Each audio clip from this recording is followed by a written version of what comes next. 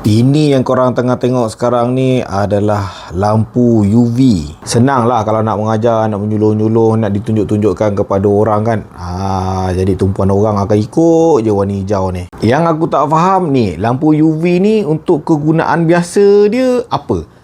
Apa relevan lampu UV pada kehidupan seharian korang? Boleh sharekan sikit tak? 220 lumen, boleh bertahan 3 jam 20 minit, dah tembak sejauh 95 meter. Paling kuat dia boleh pergi 1500 lumen, 1 jam 45 minit.